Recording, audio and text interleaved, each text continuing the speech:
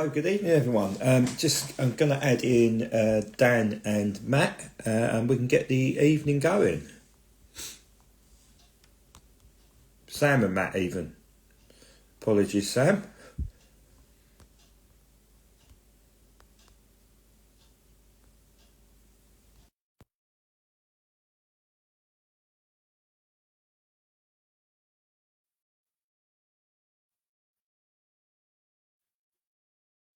Hopefully the boys will join.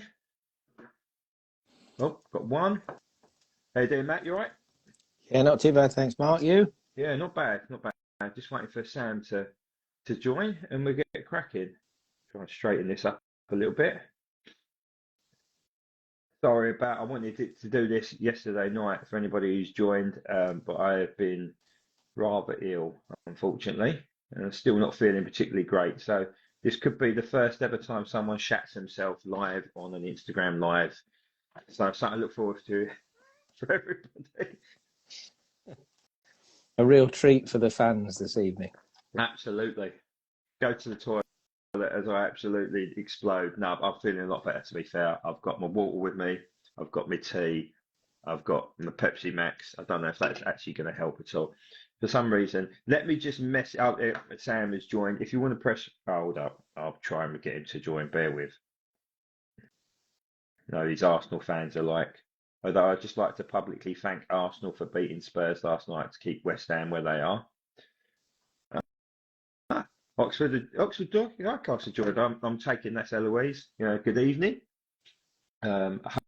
I hope Lyndon's doing well. It's good to see him fighting fit and getting back to fitness.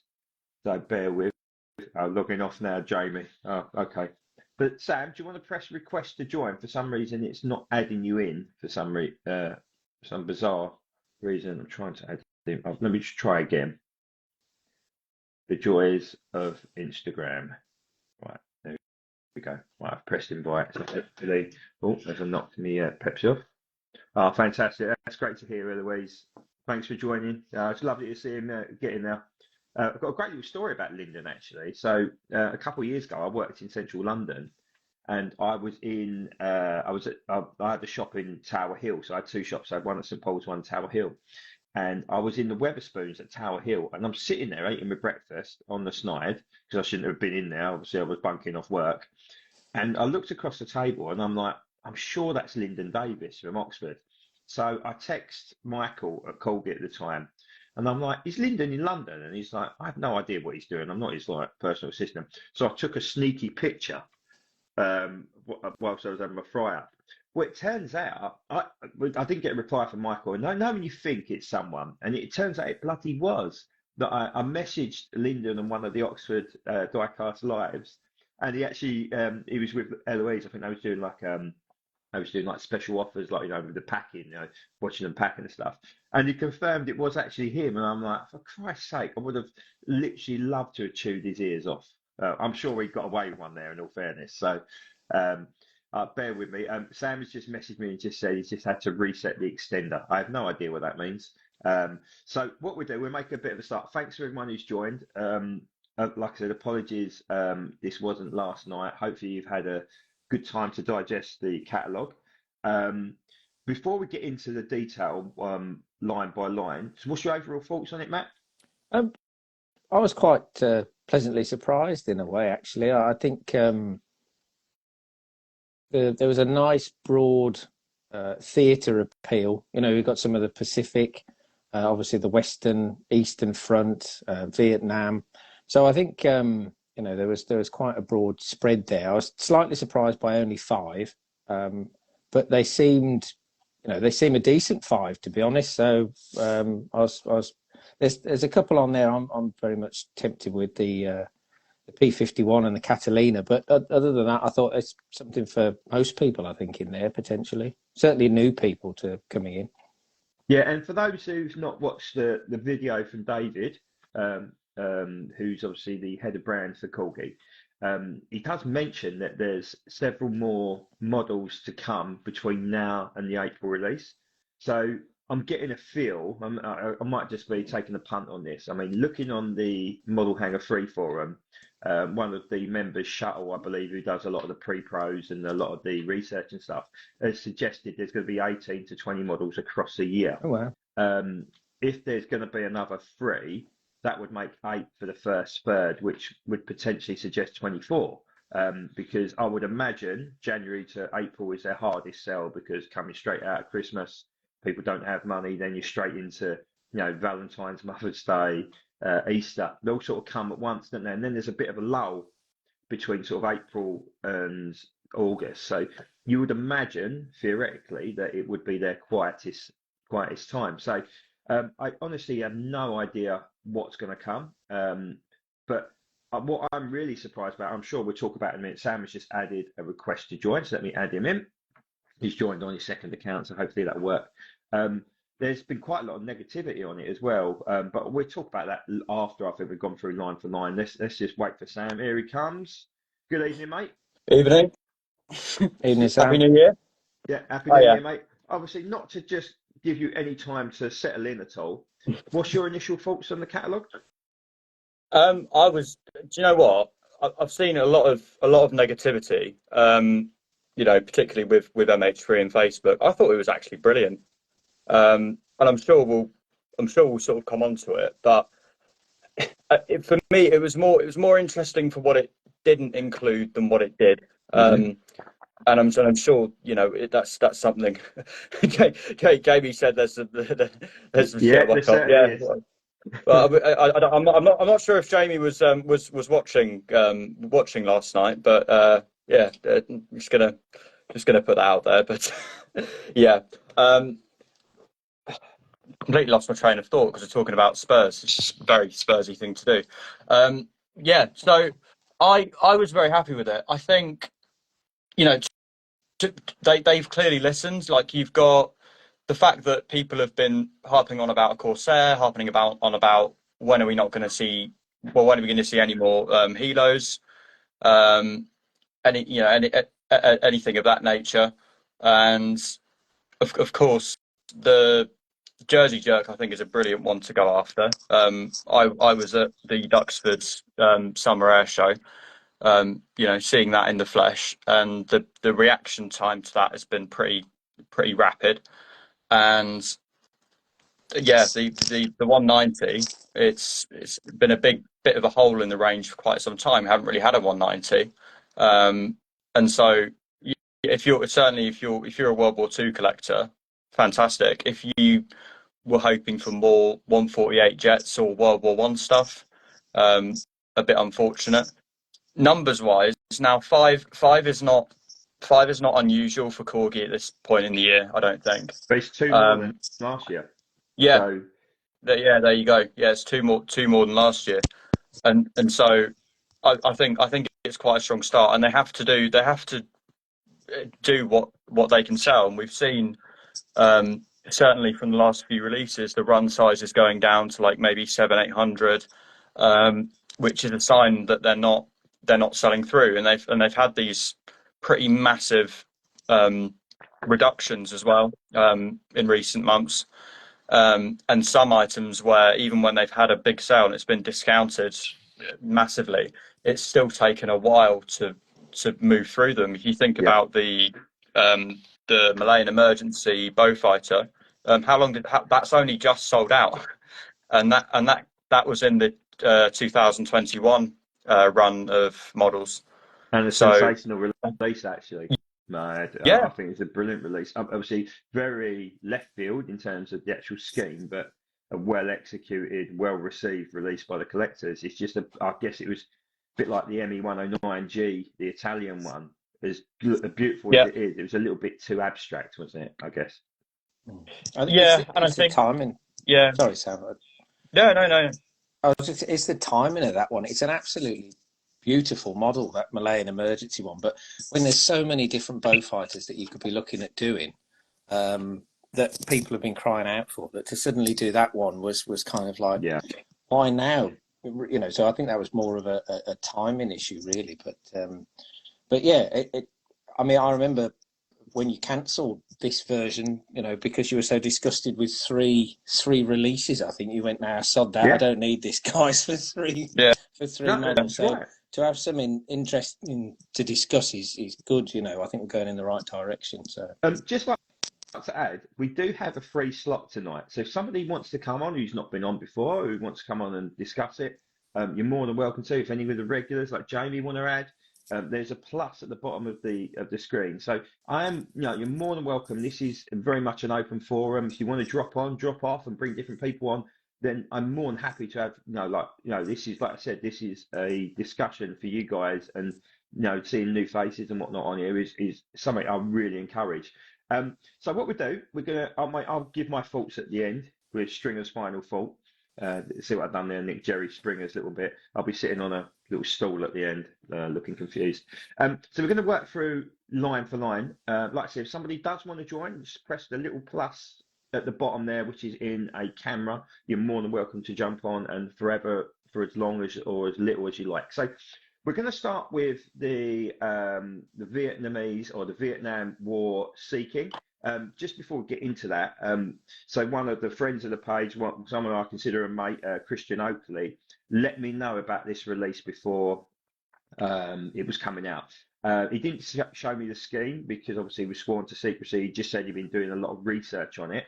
I know he's quite an eclectic collector. He likes airlines, he likes World War One, he likes the whole sort of history of flight and all different conflicts from Korea to the Royal Australian Air Force. So he's got a massive collection down under. But I'm not a massive Hilo fan. I've got quite a few in the collection naturally because I'm a nutter, and you just feel the urge to pick them up every now and then. And of course, they're part of the Royal Air Force's history as well. So the Sea King is an aircraft that's really, really close to me because my dad would have flown on them during his RAF tenure. And he was obviously rather keen. And of course, we grew up with them in the air shows in the 80s, 90s, and 2000s. And of course, now we've got a few more airborne in the UK down in Somerset. I think there's 4 now in total that have been put back into the air. But a Vietnamese Sea King is a fantastic release, an aircraft, but it's been, I wouldn't say missing from the collection because there wasn't there a shuttle one released a couple of years back? I did think it had been missing from the actual aviation archive for ages, but I think that one was the first in 5 or 6 years. So to see that back in the tooling is really good. But I think the scheme, I mean, I've only seen the pre-pro on the video. I think it's going to be a real winner. I think it's going to sell out. Yeah, I mean, the colours look pretty good.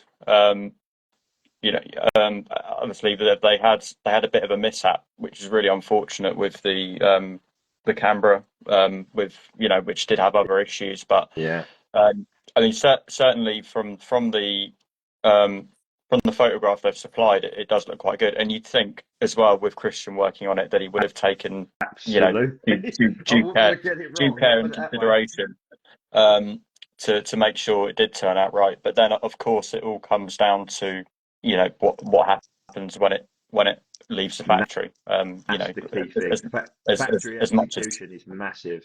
Yeah, I don't know if it's just I think. Sorry, before obviously Matt's going to get his work in there. I think Corgi have now changed their philosophy around announcing releases until the pre-pro comes through. Because I think it was a massive coincidence that all 5 of them were there for the video. So I'm wondering, before they announce it, are they getting a pre-pro in to see if it's there or thereabouts and then releasing it to the public rather than sort of letting it go through like the Aussie Canberra thing? So maybe there's another line of checks now to ensure that before they proceed with it, that they're absolutely happy with it. Because I think generally what they do is a pre-pro, a production model, and by the time the production model's there, the production's in full swing. So therefore, there's no option to change it. So I'm wondering whether now it's going to be pre-pro, send the pre-pro back to an acceptable standard. The second one that comes is a production one that's going to come off the line. They're going to be happy with it, sign it off, and then the production rolls in. I think that's a more logical way of doing it. Yeah, and I think it's the difficulty that comes with announcing things that are almost within a few weeks or months ready to come into stock. Because if you've got a yearly catalogue, and you've got that schedule in place, it gives you a lot more time between announcement and release, and that was what they were trying to avoid, rather than promising a product that's going to come on a certain day and then it doesn't. That's why they sort of condensed it down to doing 3 a year. But yeah, the fact that they've had all these pre-pros sort of ready to go. I I think as long as they're right, it can only be seen as a good thing. But yeah, it's an interesting one, because you sort of, in a way, you're damned if you do and you're damned if you don't, really, because how they used to do it, where they used to have a catalogue a year, it would give quite a lot of time for people to send in corrections and make their own suggestions. But obviously, listening to them and acting on them is a different debate with Corgi. So yeah, I don't know. Yeah. I mean, look, I've also just had a bit of a thought really. They're coming into Chinese New Year in the next few weeks. I think it's usually early February, isn't it? Yep. That's massively disruptive for a company who's producing stuff out of China, because China pretty much comes to a standstill for 2 weeks. Yep. I remember Noel venting his frustration around that, because it literally does delay things massively. And of course, obviously, Hornby are running out there, Scale Electrics are running out there. Obviously, everything around Corgi is running out there. I don't know exactly. Let's see, Eloise has just added on there. She put hugely as well. So it is. It's almost like you've got to try and get that first little squeeze that little bit out, because you don't want a dead month. As a business, you want to keep that collateral coming in, don't you, in terms of over that 12-month period. So I guess they're trying to get ahead of the curve on that. I would imagine, and this is again just guess, that we'd see 1 or 2 of them come through within the next week or so. They may well be in the Pacific Ocean somewhere in a container as we speak. I have no idea in terms of what's going to be first, or the order they're going to release it. Yeah, I think if they're sensible, it'd be a fight at first, because it's a bit cheaper and it's not going to hurt the wallet so much post Christmas. Yeah, that was one thing that did surprise me. There wasn't anything that that David announced that was available to order on the dot, as they have done before. Like TSR2, yeah.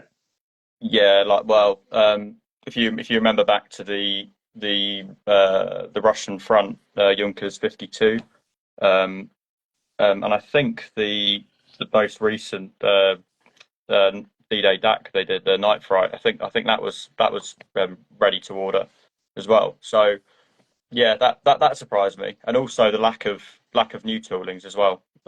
At the Which moment, at the again, I moment, don't know. I don't know. Just from the wording on MH3 from Shuttle, he said a lot of the tooling development costs have been done on the Thunderbirds. I have right, a right, feeling that there might be something announced in Diecast Diaries. I'll try and yeah, pester Michael tomorrow, see if I can get to the bottom yeah. of it. Yeah, Thunderbirds to Mitchell. go, and so's the money. A couple of bits before we just carry on and we get to Matt. Eloisa says it's taken me about 6 to 8 weeks to get containers, so it normally hits me around March time, a bit of a gap. So obviously that plays a part in terms of the distribution from the Far East to here. Yeah. Mitchell's obviously said, "Good evening, Mitchell. Hope you're well, mate." I did see you say good evening. We was in the middle of firing some information while it was still in the brain. He said there's got to be a 148 pre-pro on the way. I don't know. I don't know if all the money's going to be reinvested in the Tornado, but Corgi always have a plan, a 3 to 5 year plan around what they're going to produce. Just from seeing the Airfix releases, they just announced a 148 Jag, so it won't be a Jag because that will be pushed back. But they did this time last year announce a 148 Buccaneer. That's where I'm hoping it's going to be next. I think the Buccaneer is just it's a meaty bit of kit in it. Jamie said, getting pre-pro out to avoid another Tonka. Yeah, possibly.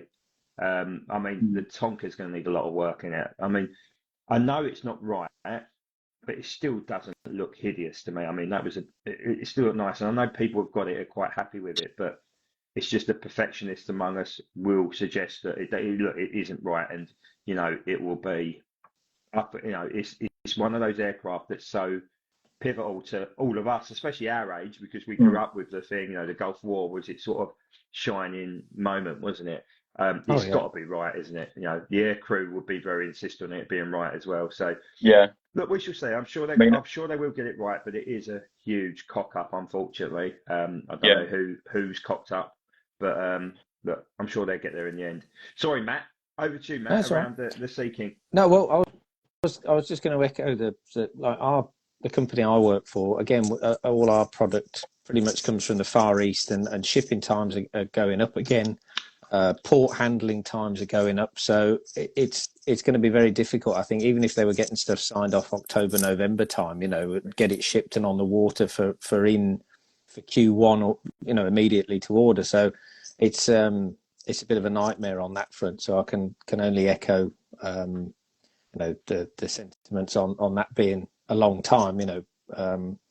And sometimes we have to look at flying stuff in, even though that's expensive, to at least get some of the stock in to hit the shelves for when people want it. So it's so that's not going to be ideal. And you are always, with any development out in China, you can put all the design work together, get it right, and then they send you a pre-pro back that you think, did you read any of the instructions that you were sent, or why doesn't it look like anything like we'd originally put together? So I feel their pain in a way, and yet I've been on, and on this side you can go, well, how, there's enough images of something, so how can you get it wrong?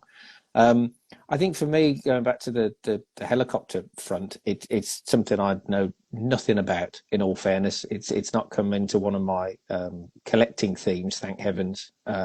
Yeah, never ruled yeah, out. No, You say that. You say that, Matt. Yeah, in front of me, I've got 3 World War One 148 aircraft. That's bloody Michael Lowe. Oh, you're coming to the dark side of Uh, 148. They're not bad little models, to be honest. No, they're great. They're Fantastic. really nice, and they are quite addictive on that front. I think with the Sea King, I think I remember going through some of my really old magazines where they are, doing the search and rescue in the Vietnam conflict, where you've got Sky Raiders who are hitting the surrounding area with rockets and cannon and bombs, and then the Sea Kings are going in to get the downed air crew out. So I think if you are into the Vietnam side of things, that's a really interesting, piece to collect. Obviously, with it being huge gap shot down well and in lost, your collection. it's, Huge gap in the collection. Isn't it? So I think it's a very smart move, very, very smart move. Because let's be honest, the Vietnam stuff has been dominated by Hobby Master for a long, long time. But Jamie just said, only have the Corgi, Unsung Heroes, 148 scale Hueys and Cobras. It's a shame, really, it's a different scale, to be honest with you. That would drive me crazy, having a 172 and a 148 next to each other, whilst looking at a 148 World War One aircraft, or 3, parked on the side. But yeah, I think it's a surefire seller. I think, David mentioned during the video, the presentation video, that they've had an incredibly successful year. Obviously, I guess the Black Friday sale might prove otherwise for some releases, but in general, a lot of their stuff, you think Dynamite flew out, the Halton Spitfire flew out, the D-Day stuff, even the Beaufighter, which is debatably not quite right, really flew out as well. They've had some really solid releases, and of course there's some bits wrong, but even we talk about the Canberra, right, and we talk about maybe the TSR2, which was a bit of a mer release in many people's minds. Both of them sold out really, really quick, and that's, dare I say it, that's really what matters to a business, if they sell through at full price. Well, yeah, I think they're looking at the overall picture. We're looking at, if you're one of the people who love the detail in it, and it's your passionate subject, then yeah, you can get upset about anything. But like that, the Beaufighter had the rule of cool. It's got D-Day stripes. It's got rockets. If you kind of like it and think I wanted one, then that's brilliant. I know Christian goes the other way and hated every bit of it, but that was his level of detail. But yeah, I think I love the new Mark 9, the Halton Spitfire. That was beautiful. That's one I got. And when they hit the nail on the head, it's nobody else can come close, really. So, Yeah. So look, I've always done this before. Whenever we've done a review, I want you to score each aircraft. So the Vietnamese Sea King, Sam, out of 10, what are you giving it? That's an 8 for me all day long. I think Matt? for lack of knowledge, I'll probably go a safe 7 in all fairness, because I have no idea whether the bits on it are right or wrong, or whether the colours are correct. But it looks, and it's one of those, no interest, but it looks good, on a rule of cool basis. So 7 for me. I'm going to go controversial. For someone who doesn't really collect helicopters, I'm going to give it a 9. And the reason I'm giving it a 9 is because I'm fearful of Christian jumping on a plane, coming over and kicking me to death. But no, on a serious note, if you look at, I look at the style of the aircraft, the scheme, the history around it, but also the how well it will sell. I think this will fly out. I think you will not find it after release very often at all. I think it's one of those ones that will go into collections and stay in collections. And if anyone's quite smart, they'd buy 2 or 3 of them and maybe potentially sell them on down the line.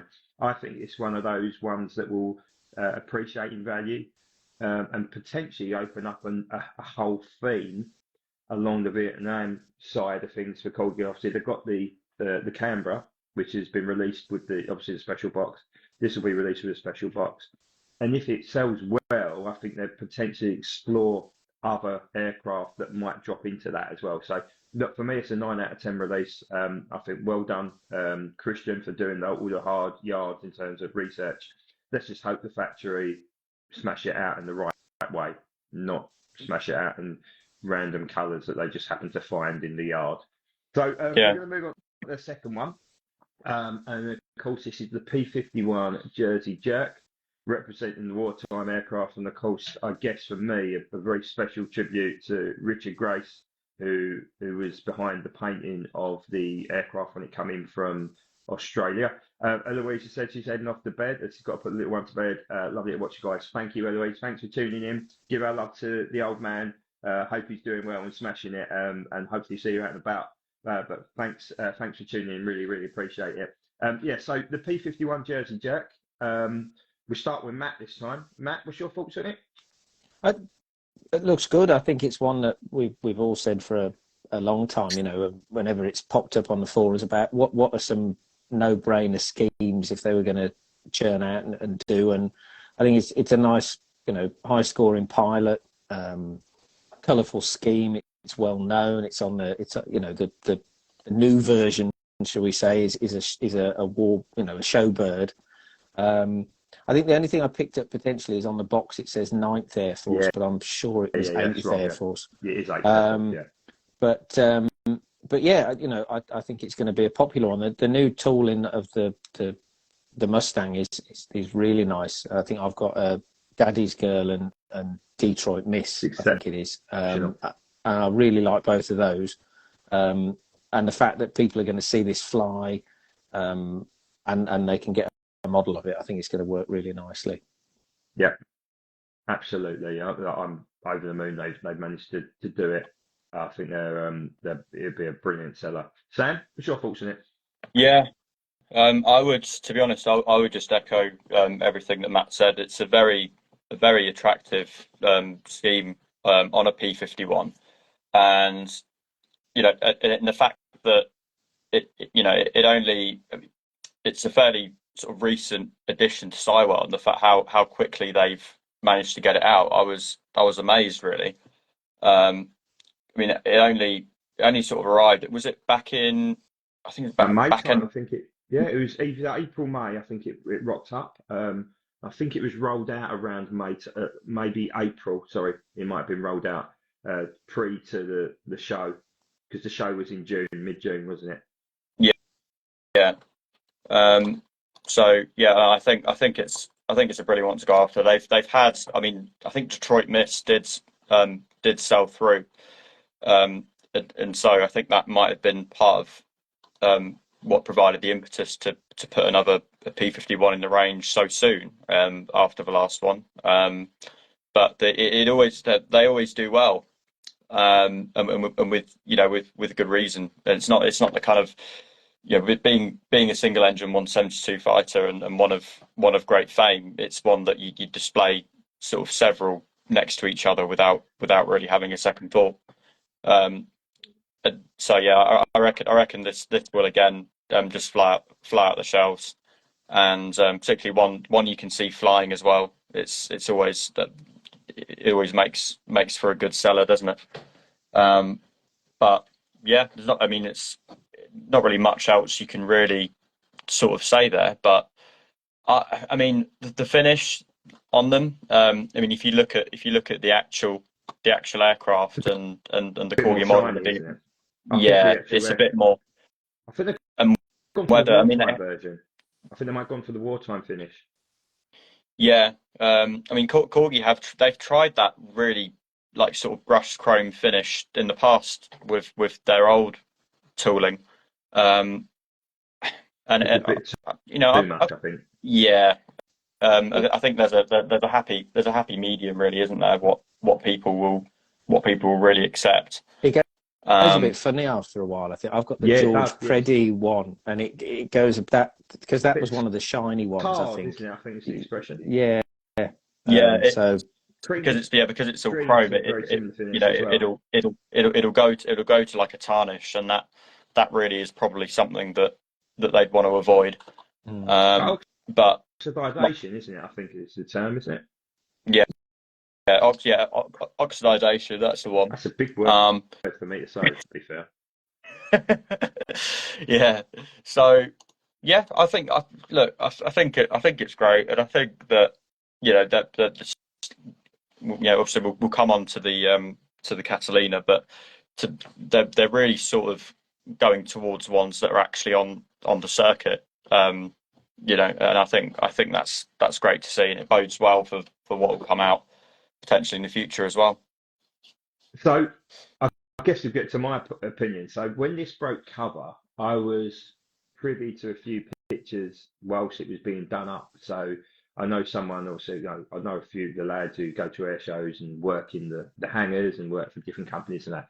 And I was sent a few pictures of what it was looking like. And as soon as I found out, I actually contacted Michael and said, look, do you know what scheme it's going into? And I sort of gave him a bit of a heads up. And as soon as it was rolled out, the first thing I said to Michael is, you've got to get this made because it's representing, other than damn Yankee in Europe, that's the only other Martian Heath based aircraft, and it's very seldom seen in these shores. In fact, I think it bellied in last year, so it's under repair as we speak. But it's the only time we've had a Martian Heath aircraft in the UK, to my knowledge, and I might be wrong. And it just looks stunning with the sort of the mauve and red style finish on the front. And I think only easy model, and there was a Witty Wings release as well of a Marshall Heath based aircraft. And of course, Jersey Jerk's been done in 132 as well, and it's one of the most sought after 132s. It just looks right. It's going to be out and about regular between Duxford and Sywell because that's obviously where it lives. It's going to be doing passenger flights. It's an aircraft that's going to be in F80s quite a lot, but regardless of that, it's bloody gorgeous looking. It's a stunning finish, and I'm so glad that I don't know how he's managed to get it done, but they're very rigid in their releases, Corgi, or they very much used to be. But like the TSR2 sort of popped out of nowhere, didn't it? In a what if scheme, which is very adventurous for Corgi. yeah, And they've managed to get this done as well, made and produced turned around in 6 months, because there's no way, unless it was a miracle of miracles, that scheme was planned to be done before the aircraft was released. So kudos to Corgi for changing it up and having, dare I say, the bollocks to do it this time. That for me sets a precedent as well, that if something good comes up, that they're going to be able to get it made. So we've got Moonbeam McSwine arriving at Biggin Hill at some point over the coming weeks. Obviously, Alex was on here a couple of Wings monthlies ago. And I know he's very excited about that turning up there as well. So, once that's out and about doing passenger flights as well, I'd love to see that made in 172. You know, a partner to Princess Elizabeth, another blue-nosed bastard, a Bodney that's yet to be made. I think that's a great, attractive scheme as well. Historic aircraft, you know, history of not just in the US but in France, pre to it going back to the US and then back to us. So really, really happy to see that made. Somebody just mentioned a little word, a little bit further back. So it's Mitchell. He said, love to see Marinel represented in diecast. Again, an aircraft or a squadron or a fighter group, let's say, that's not been covered yet in diecast 172 form. Absolutely. Now that's back in the country and living at the most popular museum, dare I say, in the country as well. Let's hope we see that. Jamie said maybe they're starting to listen to the collectors, you for Jersey Jerk and Christian for the Sea King. Well, let's hope so. I mean, look, we see the questionnaire before Christmas. Unfortunately, lots of people requested a Condor. I might just literally do this for the rest of the video. People will die on that hill. It'd be beautiful. Yeah. There's no doubt about it. Look, I've just to state this: a Condor would be beautiful in 172, but from a business point of view, it would stink the place out. Being stuck with 260 or 280 pound models sitting in a warehouse and then having to dump them at under 100 quid is not good for business. And I think that's my only reasoning behind it. Would I love one? Yeah, of course I would. Would I buy one? Probably. Would I buy probably more than one? Probably. But that's not the point. It's not what I do. It's about what everybody else does, the collective. And we said this in the past. You like realistically, you get two. You could maybe do Hitler's personal transport. So that'd be Immelmann 3. Yeah. And an Atlantic Patrols one. Yeah. And that's it. What else? Maybe airliners don't and a sell Civi. Corgi. No, they're not. They're just, and they haven't done an airliner for quite a while, have they? That's all sort of look at the shelved, isn't it? DC-3 C-47. You stick D-Day stripes in it, or in a military scheme, flies off the shelf. Stick it in a British Airways thing, dumps. So, and that's just the way it is, unfortunately. You know, people, airliner collectors like the smaller style scale. Jamie has said he's gone on about his bloody Focke-Wulf 190 Dora. That man is obsessed with them, honestly. He really is. But he'd be right. That would be a great release. So, yeah, look, amazing release for me. An aircraft we're going to see out and about this summer. Certainly, if I was to fly in a Mustang, that is a Mustang I'd fly in. Nudge, nudge, wink, wink. Anybody at Sywell? If you want to help slightly backwards, Essex gentleman, fulfill his dream of flying in a Mustang. And yeah, so let's move on to the scoring. Sam, what will you score this at 10? I would probably, yeah, I'd probably go the same as a Sea King, to be honest. That's an 8 out of 10 for me. Another point as well. I mean, this is similar to the T9 Spitfire Grey Nurse. If you've just flown in that aircraft, you're going to want a model of it, aren't you? Exactly. So, yeah, you know, and maybe you know, Warbird flights might consider including that in the cost. You know, seeing as you're already paying £2,000 it might or up. be an So, unlimited edition, bit like the TR9, which would make sense. Absolutely. Yeah, they might do it. They might do it as a special rather than limited. You're quite right. And that. So yeah, that's an 8 for me. Fantastic, Matt. Yeah, I think a solid 8. I think if it comes through and the scheme is absolutely bang on, I think it even go up to a 9. To be honest, it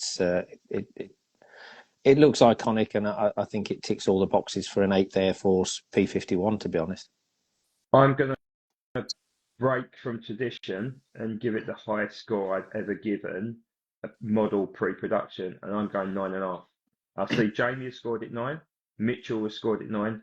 This is something I've asked for, something I've wanted, something I think will fly off the shelves. 9.5. I think they've listened, they've acted. I think the application isn't quite right yet. I think the blue looks a little bit light, unless there's something they know about the wartime aircraft more, but it's certainly different to the production one at Sywell. Look, I think it's got all the hallmarks of being a Corgi classic. I'm certain this will sell out, absolutely sell out. I think it will be very similar to the Johnny Horton Spitfire. I think it will fly off the shelves. I think, like the Sea King, it will be difficult to get hold of again. This Detroit Mix, which was, I'm not going to say a murder release because it was a still very nice release. A brilliant model, brilliant tooling. not the most exciting of schemes. That is so hard to find now. So if anybody does have one, I do have one myself, but Gary is looking for one. Please hit me up. I want to try and help the old boy out. He's helped me out more than enough over the last few years. So if anybody does have a Detroit Miss they want to shift, hit me up, folks. Yeah, 9.5, brilliant release. And also, I think the fact that it's an aircraft that's associated with the late Richard Grace, who did so much for the warbird industry in this country, fantastic pilot, and of course has created almost Duxford Mark II at Sywell. I think it's a lovely touch for that as well. It'd be lovely to see if there was something in there acknowledging that. I don't think there will be. I think it'd be more about the wartime exploits of the aircraft, but I think that would have been a lovely thing to have done. But look, brilliant job. Well done, Michael. Well done, Team Corgi, for getting it pushed through as quick as you have. I'm really excited about that joining the collection. So, on to number 3, and we're going to go on to the Catalina. So, the Catalina Miss Pickup, representing the wartime version of Miss Pickup. For those who don't know, it was I think it was an OA-10, wasn't it? A Catalina OA-10, an amphibious one. OA-10A. That's it. Yeah, it hasn't been released. That form hasn't been released since 2007 or 2008, I think David said. So this one, for the difference being that if you look at the nose art, the nose art is aft of the cockpit on the wartime version, and on the current version at Duxford, it's forward of the cockpit and it's enlarged, so it's a bit more sort of visual. But fundamentally representing the same aircraft. I think there's a difference with the turret on the wartime one and the I think it's got a front turret on the wartime one and not on the current flyer. Yep. So there's a couple of little differences, but arguably, the aircraft that flies today represents an aircraft that would have flown, obviously, during World War II to honour that particular aircraft, which was strafed by ME-262s and then unfortunately sunk to the bottom of the North Sea, attempting to rescue a Mustang pilot. Does the landing gear on Miss Pickup fold down? Yeah, well, the one that's flying, it does. I do believe that it does on the wartime version as well, because it took off from an airfield in Suffolk. I can't remember. Is it Framingham? Somebody might be able to help me. Sam, if you've got the page open. Yeah, Halesworth. Halesworth, that's it. Yeah, so Yeah. it flew off of runways. It wasn't one that flew off of like the Royal Air Force and Royal Naval versions were water based, but the American versions had the ability to come off of that. Thanks, George. George Witt, who's just joined. Good evening. He's put Halesworth. I knew it was out in Suffolk, Norfolk way. But yeah, look, I can't remember who went first. So I think we're back to Sam. So Sam, thoughts on this release? This for me is the pick of the bunch. I mean, I'm a Catalina Society member, have been for some years, and Miss Pickup it's it's the Catalina, really, isn't it? Yeah. In this country, it's the one. It's the one you see. I'm going back years and years and years when I was a small lad, going to Duxford Air shows. The Catalina is the one. It's I don't know. It's got this way of when it's in the air, just appearing so gracefully. Yeah, yeah. And yeah, you're right, quite right. It floats, and when it comes over, and the sound as well, and the sight of it, the fact the scheme, being really attractive, all in white as well. And then seeing it on the ground as well. Whenever you visit Duxford, it's a really sort of beautiful looking aircraft. The proportions, I mean, obviously it's been done because it's amphibious. It's not, it's a design of necessity more than anything. But I think, beautiful aircraft and great one to go after, and one that's going to be really sort of well known as well to collectors / enthusiasts, and of course the real one having a really great story behind it. I've got the Corgi page up now. The fact it was scrambled to assist another Catalina that was sent to rescue the crew of a Downs B-24. So it was a rescue aircraft for a rescue aircraft. I mean, and it's the stories. It's the little, when you get the little collector card, it's the stories that sells, and the printout in die-cast diaries is what sells the models, really, in a lot of cases. So yeah, absolutely fantastic for me. And yeah, really looking forward to it coming out. And I think, one priced at 149.99. I can't remember. I think the last one, the Pearl Harbor anniversary release, I can't remember how much that was. I I think it might think have that's been 130. I 110. think that's a bit of an increase. Yeah, it may be 110. You're right. Yeah, It wasn't as dear as that because it was one of them ones that sort of sat between heavy and medium. Um, yeah, so that does feel like a price increase. Obviously, I think realistically, if you was getting that from another distributor, you'd probably take 20 quid off of that. So 130 ish. Um, yeah. but it does feel a little bit expensive. Um, Mhm. but Yeah. what we I should mean, say, I think again, tying in with the air show performance side of things, I think it's a brilliant idea. I'd love to think that the Catalina Society will get a big chunk of them to sell in their stall. mm, Be lovely if they did. And yeah, then if they do sell it at 150, the retail that Corgi are selling it, they'll probably be able to make a few quid as well and talk about actually people joining the Catalina Society, maybe even do a special offer on it. Um, but yeah, I'm pretty chuffed with that. I think it's a great model. I did a code 3 of one actually a few months back. Wasn't amazing. I'm still learning me trade at that point. So I'll definitely get this 100%. I mean, I've got 11 Catalinas, so I might as well get a 12th, right? mm, When you've got 11, Just you might as well casually, get 12. just throwing that in there. I mean, I've got one up on my dad's shelf. I've got the Air Sea Rescue US Naval one sitting up on my dad's shelf, and the Code 3 sitting in the garage in a box. So, I mean, I've got no room to display it here, but what the hell? That's not the point, is it? I don't think that's the point no, anyway. But... no, not at all, not at all. So, Matt, Uh, what's your thoughts on this?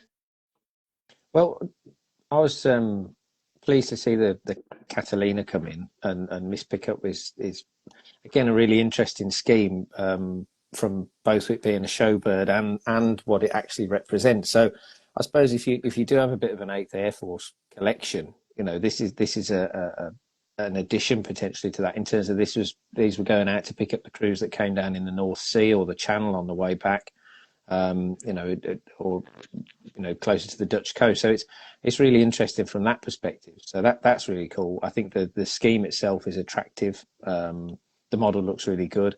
I mean, the Catalina is something that makes me wince every time because I never got the Crookshank VC Catalina, and obviously that is about as rare as rocking horse droppings at the Yeah, moment for a reasonable price. And that's one I always wanted to add in because I've got I've got a Coastal Command collection, but don't have the Catalina.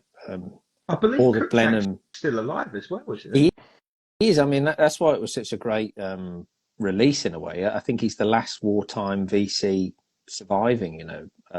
He took a hell of a Uh, beating as he, well in that aircraft, didn't yeah, and the he took a beating, and the Catalina did. So it's one that again, just it was released at a time that I thought, yeah, I'll get that one, but it was actually a low ebb for collecting, so I never did. So to have an opportunity to maybe to pick up this Miss Pickup one, it'd be really interesting because I've never had one of the models, so I don't know how heavy it is, what the metal content is. he? Decent, decent. mm, I think it's plastic wings because obviously if it was full metal, it'd just fall over the place. But that's a decent metal content, and they're not light.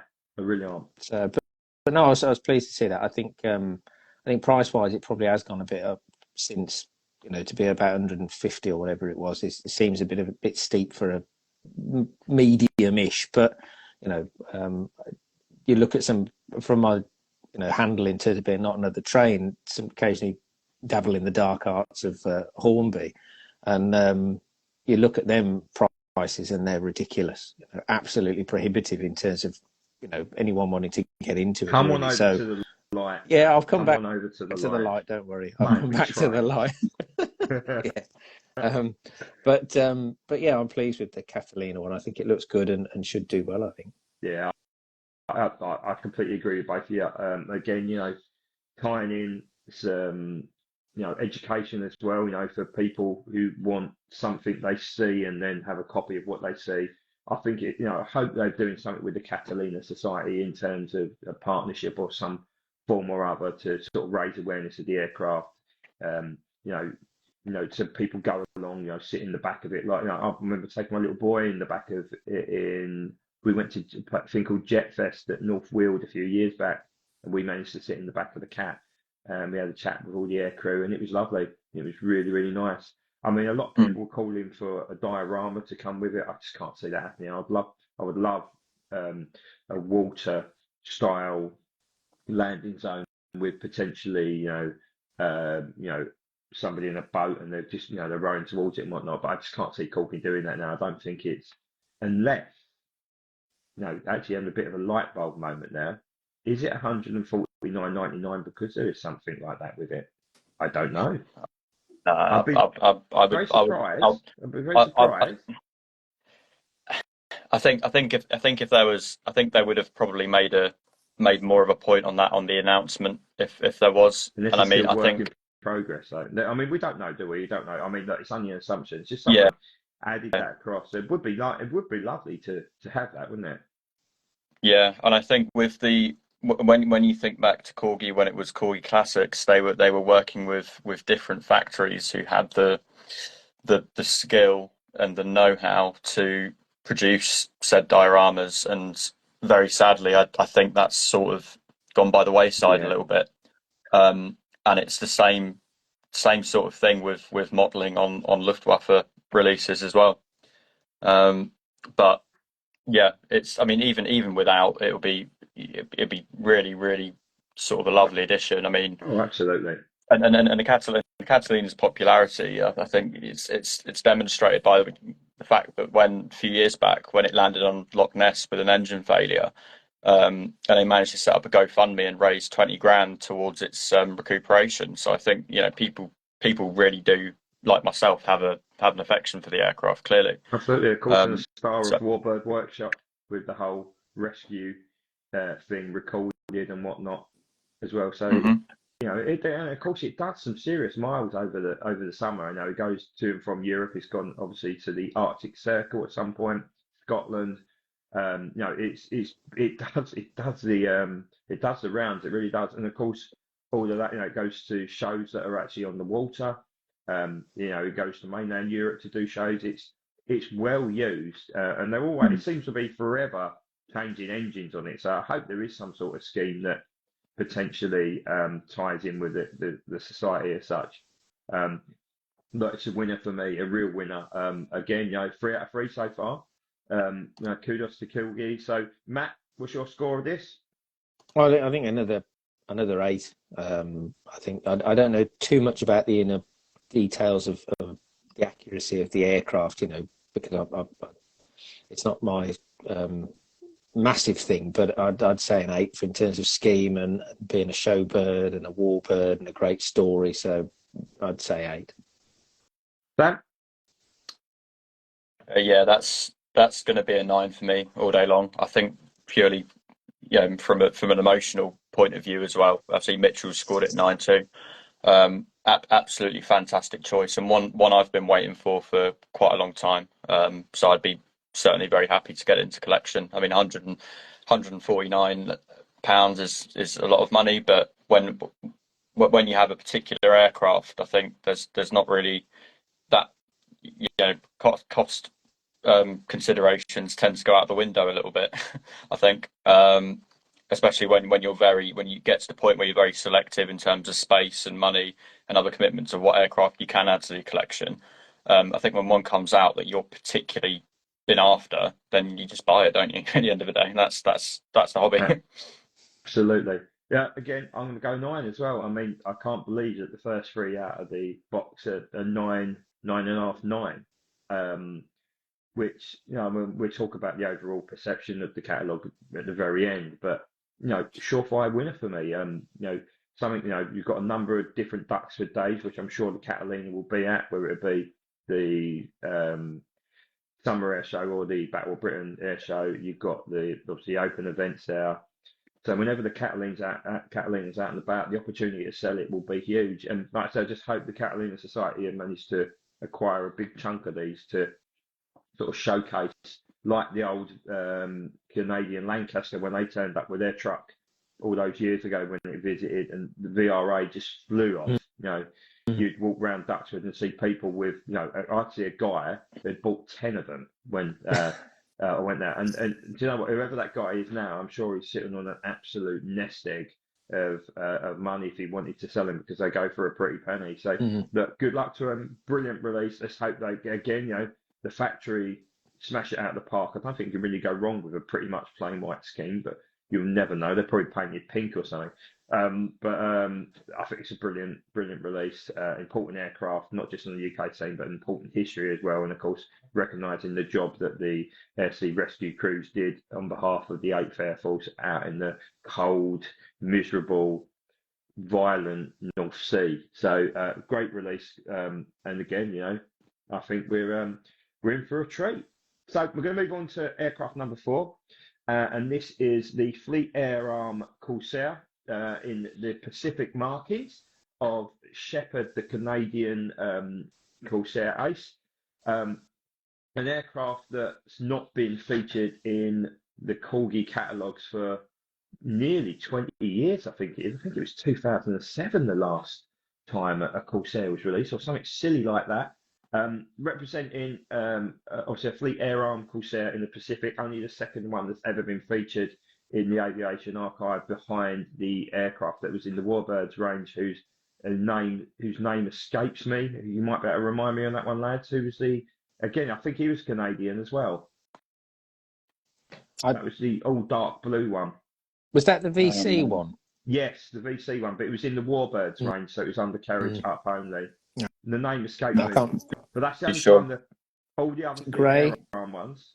Sorry? Grey. Might be wrong. Grey, actually. I'm not sure. Again, the Pacific hasn't been my It was the last kill of the theme, what you call it, wasn't it?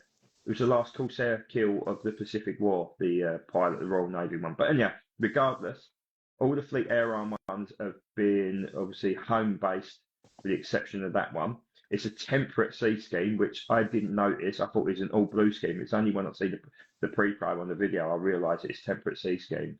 So like the TSR2, Harrier, Canberra, Swordfish, and there was one more aircraft that's been rolled out from, help me out here lads, one of the very old toolings that's been pushed through. The Corsair, Harrier, Canberra, Swordfish, that hasn't been used in ages. There seem to be P47 though. P47. Yeah. That's it. So they've opened up the aviation archive again. I'm sure there's a few more schemes they want to, a few more aircraft out. So they're really utilising. They're really utilising the tooling. So over to you, Matt. What's your thoughts on this? I like it, to be honest. I think I've read a couple of books on the Pacific Fleet Air Arm operations. There was I think one was quite an old one called Carrier Pilot. That was quite eye-opening from when they were dealing with kamikazes, and also some of the they pioneered the carriers, the Corsairs on carriers, to be honest, made it actually usable, because I think the Marines had used them on the land, but then it was the Fleet Air Arm that made the step up to actually the curved approach, so they could land on the carriers without bouncing off into the water. So I like it, to be honest. It's not a scheme that I've not an area of operations I've been into, but I do like the scheme. I like the idea that this guy chased something for 20 odd miles and was probably so pissed off by the time he got up to it, he blew it right up into smithereens. So that was kind of cool, to be honest. So yeah, I like it. I don't know the accuracies on it in terms of whether the colour of the temperate scheme's correct or whatever, but it seems to look a cool model, I would say. So yeah, I quite like it. Dan? Yeah, it's great to see a Corsair back in the range. I mean, I think it's kind of the fact that it is a Fleet Air Arm example, kind of maybe is indicative of the fact that they can't go back to the old one, which would be a shame if they've lost the other wings. But yeah, as long as the scheme turns out all right. I mean, there's a question mark over whether they get the colours right. I mean, if you think back to the Beaufort, the second release, there was question marks raised of whether the green was too bright, and yeah, and then the trouble is with TSS, there's so many. I mean, modelers have made so many different variations of Yeah, it, and the just about to add photographs of that. aircraft looking different, and then the other element of it is when you think about these things would have been on carriers, and they would have weathered all Salt slightly water. differently. The sea, Yeah. the salty sea air might have done The weird things to Japanese them, and Zeros are a very similar thing. So the Japanese Zeros were painted relatively white, and then they sort of went like a greeny color when the mm, sea salt um, sort of reacted with that paint. So I mean, look, the best example is at the Fleet Air Arm Museum in Yeovilton. There's a Wildcat, and if you looked at that Wildcat, you'd think that Stevie Wonder had painted yeah, it. But that's the colours they used because, bit like the Battle of Britain, during the Battle of Britain, there was a shortage of paint. There was different types of mixes being made. If you look at the undersides of Spitfires and Hurricanes in 1940s, you had three separate colours that you could use, and they were all slightly different. One was more duck egg blue, one was more sort of beige, and one was more closer to white, and they were all standard for RAF because that's what they had. And it's very similar to, you try a lot of these schemes were probably applied whilst they're at sea. Just imagine the chaos that must have caused. So it's I hope that they get as close. I mean, looking at the pre-pro, it looks acceptable to me. I don't see an awful lot wrong with it. The Beaufort was more than acceptable to me. But I mm, guess the real nerds amongst us would question it and say, well, that tone of green is slightly off. Um, but the potential's there, isn't it? yeah, absolutely. I think it's very easy to sort of to browse MH3 and get caught up in these discussions of whether what's right or wrong. Um, but I think the people, when you talk about the people on there are very, very passionate and about getting it absolutely dead on right. And to me, from that, I mean, we only have the image to go on. We don't have the final sample or anything. But I think personally, it looks great. Um, and it should sell really well. I would think. I think the fact that there hasn't been a Corsair out for donkey's years, I think would help it. I mean, the Swordfish sold out, didn't it? It And did, that was and that had a bit of a painting error, didn't it? So, yeah, but again, it's yeah, like so. unusual. It was Mm, unusual. So it was from a theme that's not really been well covered in terms of Operation Torch, and I think this sort of ticks the same box. yeah, Almost they called it the Forgotten War, didn't they? Because everything felt done and dusted come May 1945 over here, where there was lots of people still fighting, fierce battles over in the Pacific, still trying to take Japan and all the islands in and around sort of Southeast Asia. yeah, So yeah, look, I also, I'm a massive fan of the Southeast Asian Command, and obviously Pacific Theatre. I just think it's something different. The decals and the markings and whatnot, the roundels. I love it. I think that's slightly against a variation on a theme. And there, yeah, now I've got a few sea fighters. What I would give for a sea fire, or a firefly or something like that, if yeah. you've got the whole collection out on the carriers out there. Again, it's a forgotten part of the war. Canadian Um, pilot as well. That broadens the appeal. Absolutely. Lots of Australian and the New Zealand pilots covered recently as well, and which is pleased our friends down under. Again, if you want to break into another market, it's an opportunity to get back over into into the Americas. Dare I say, I'm surprised there wasn't a US release. I hope that they can undo the damage they've done to the tooling, but I would suspect they probably can't. But we should say, I'll chat to Mike. I'll see if I can get a definitive answer because I'm planning to get Michael and David both on, and hopefully that'll be one of the questions we can potentially ask him. But my thoughts on it. I thought it was a plain blue scheme at first, and I was quite happy with a plain blue scheme. When I see it was temperate sea scheme, I was like, oh, naughty, because I don't know what I didn't actually say that, by the way. I did just sort of go really, really camp and look in the mirror and go, oh, naughty. It's a scheme not covered. I know Hobby Master have done a Fleet Air Arm Corsair. In fact, I think they've done the Shepherd one, haven't they? But I think it's again, I'm into Corsairs at the moment. I'm sure if those amongst us who would have seen on the news story earlier, I've been doing a couple of Bunker Hill Corsairs. I was going to do 3, but I bought a Matchbox one that I didn't even realise I didn't have, so that's staying in the box. So I'm doing a couple of Bunker Hill ones. I love the Bunker Hill scheme with the yellow cow at the front. I think I'm going to do an Avenger and Hellcat as well at some point. When Mitchell's asked, when are you planning to get Michael and David on? As soon as possible. I plan to try and see if I can get hold of Michael tomorrow. I've already messaged David. David is up for it. Michael has been, as you can imagine, they've all been under the cosh because Michael covers Airfix as well. So this week is probably the worst week of the year for him getting that first catalogue out.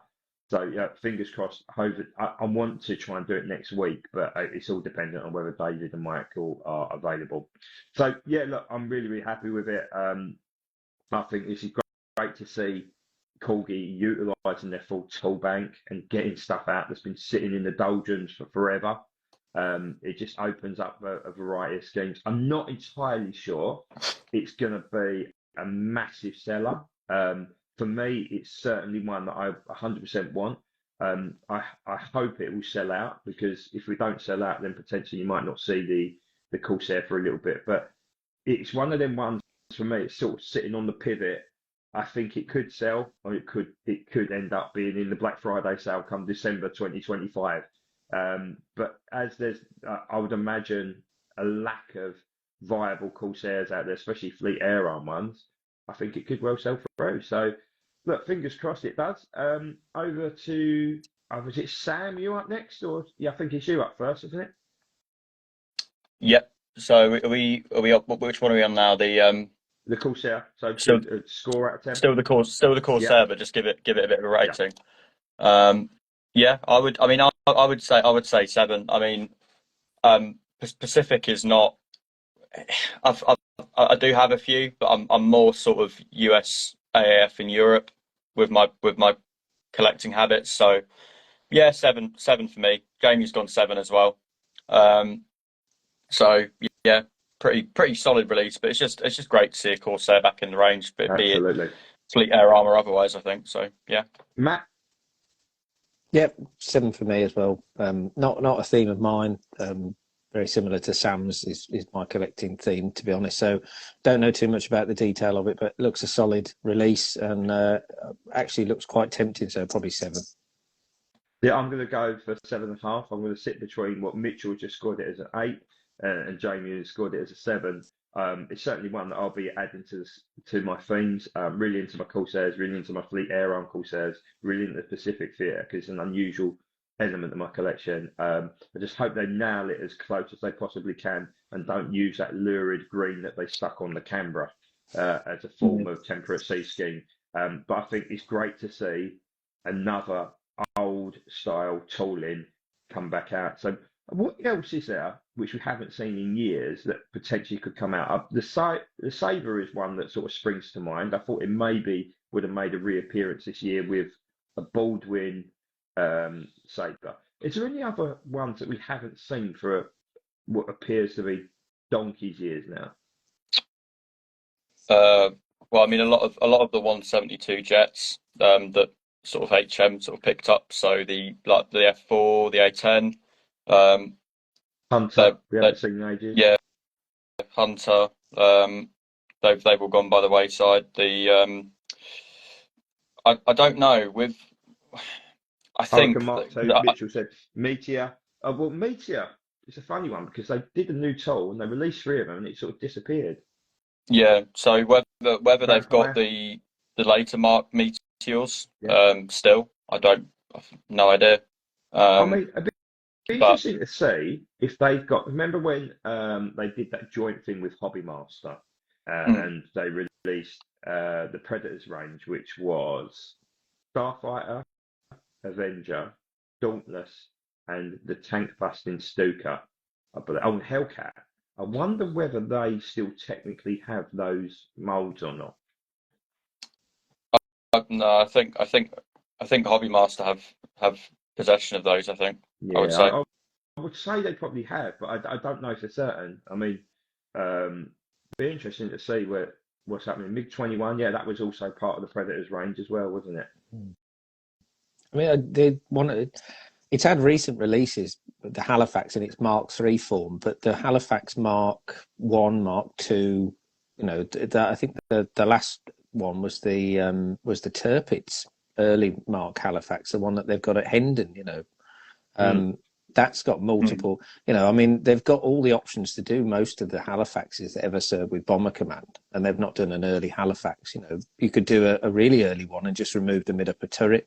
You can do the Roar Valley Express has been one, but with the trenches on the nose, that could be difficult. Yeah. But that's there, and then they can do the Mark 1A specials with the nose. I think. Oh, maybe they did the Coastal Command one, but not a Bomber Command one for a while. So I mean that's in there in multiple formats they could pull out. But of course this is not including what potentially might be coming down the line in terms of new toolings as well. So right now let's move on to our fifth and final release, which is the Otto. Is it Kibble or Kipple? Is it Kibble or Kipple? I forget. Help me out, yeah. I don't know the pronunciation of his name. Kittle. Is it Otto Kittle? I think it's Kittle, isn't it? Bearing in mind, he was like one of the highest scoring aces. Yeah. So in World War II, thankfully, I did get his name right eventually after the 16th time of asking. So, of course, that's the FW190A in that beautiful green Eastern front scheme. I guess reminiscent of the original one that flies for the Flying Heritage Collection over in Seattle. What a beautiful looking scheme that is. Again, the fourth highest scoring ace, as Jamie has just added, but also the only highest scoring ace who lost his life on the Eastern Front. He scored something like 297, Jamie, and 94 of them being 267. 267. That's it. So a phenomenal amount of kills in his aircraft. So guys, let's start with Matt. Matt, what's your thoughts on this? I really like this one. I've had a bit of the last few models that I've built have all been FW190s. They've been the Western Front ones, the sort of the more day interceptors. So really like them, to be honest. The only thing I despise about them is the undercarriage. I like. My God. I like. And I this like. is old now. Yeah. So just imagine how bad the fit is. It's horrendous. I think I like doing the little diorama and taking the pictures of them, and I haven't done any of that with the 190s I've recently bought because I don't want to throw it out the window trying to put the undercarriage in. Whoever designed it must have never actually then tested it in theory because it will not stand on its undercarriage.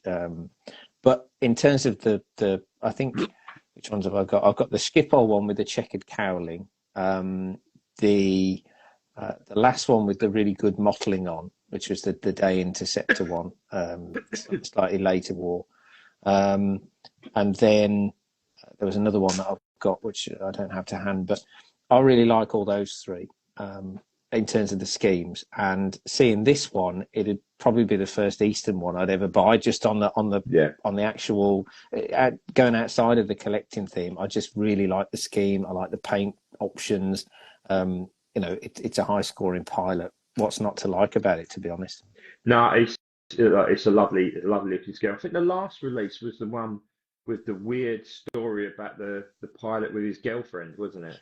The silver. Yes, I didn't go for that one. Yeah. It was a bit. The canopy didn't look right to me. No, but it's a very mere release. It didn't really have an exciting pilot, an exciting story with it, did it? It weren't ugly. It was actually a very nice release if you got it. I managed to pick it up loose, I think, for like 10 quid or something stupid, purely because I just didn't have it in the collection. And it is nice looking, but it's just. I like to marry up the story, the pilot, the aircraft. So it's all sort of one thing. And it was just a bit bland on that front. So just to add, I've got one of my code 3s here. We talk about bad undercarriage fits. The, what you call it? The P-47, I don't think you can see this. I've done one of the 78 fighter group, one called Eileen. and it's really nice actually.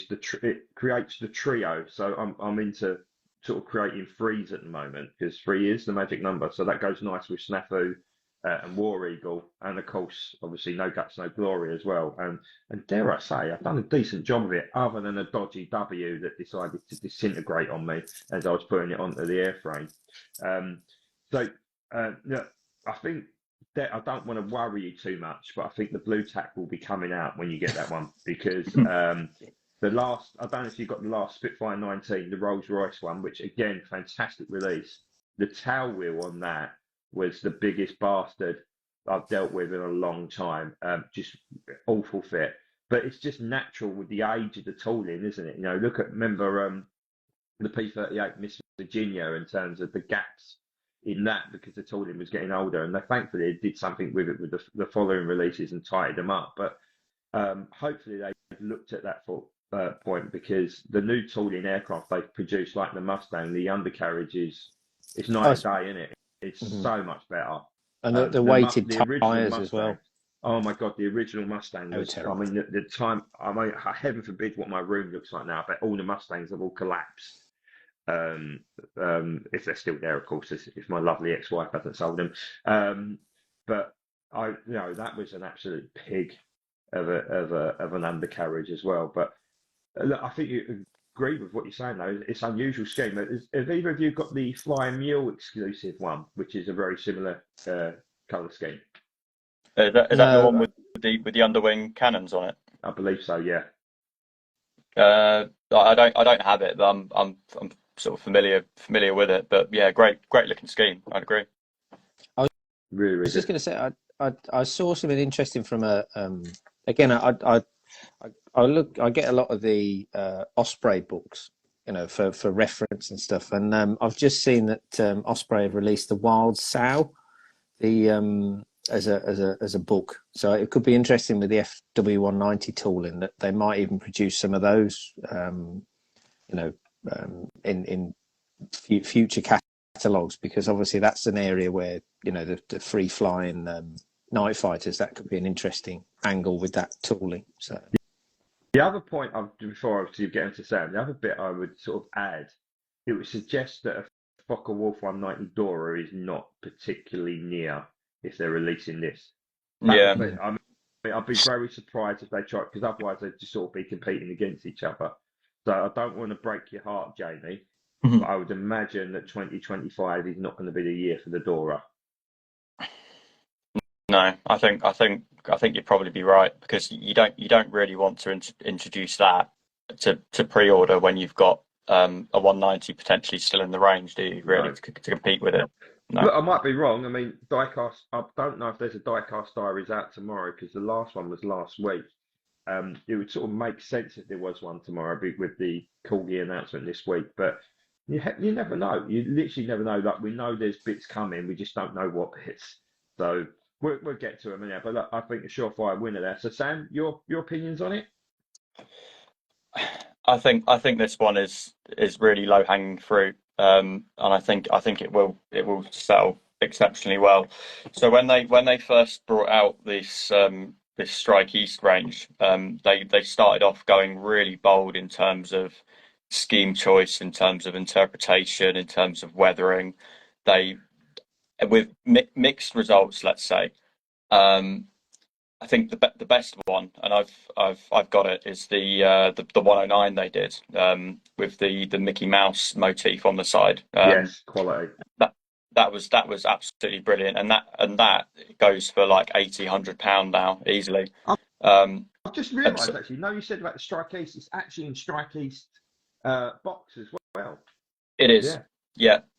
I've just sorry. So quickly jump on there and have a quick look on the website. Yeah, and what they've done here, they've tried to be more, try to choose a scheme that's a lot more conservative, that the factory can produce a lot more easily. So there's nothing really in the way of mottling. There's nothing really in the way of weathering either.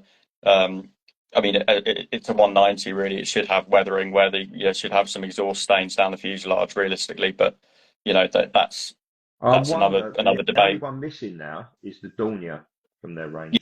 Oh, and yes, of course the ME 410 as well. So I'm wondering whether that's going to be in strike Could be next. could very well be an Eastern Front one, that, especially since they when they had that shot of it in Diecast Diaries, it had the cannon in the Yeah, nose. So maybe they might be doing a Russian front tank buster for their first release of that one, potentially. yeah, Um, but yeah, it, like I say, it'd be really really easy for them to knock out, and wouldn't require that much, debate in terms of, or I don't like this, because I remember they had that Yonkers 88 with with with the staining. the poo stains, Yeah, the diarrhea. it looked like crap coming out of the engine, which was nah, that was it, for me. It would have been nice without it. Yeah, It was really really unnecessary. But yeah, and again, just I mean, you've talked about quite extensively about the undercarriage.